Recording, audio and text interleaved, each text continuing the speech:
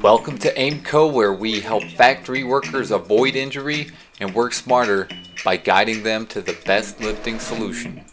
Hello and welcome to Aimco. Today I'm going to demonstrate for you a gripping tool used to pick up molds that weigh up to 150 pounds. This is a single mold, but we will have stacks, so we've got some containment here in the jaws, as well as an encapsulated piece of the jaw down low. I do have this dialed back to 50 psi, of course really small cylinders so we don't put too much pressure on the molds.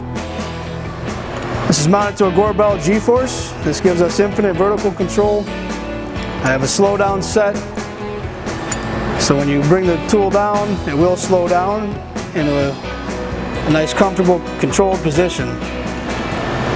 So you want to bring one side of the jaw in to the part, lower it down, and clamp. Now you're contained and safe to lift. You got 360 degrees of rotation on the tool. And of course we do have our float mode that you can use. Hit the G button. Now we can raise and lower the parts by hand.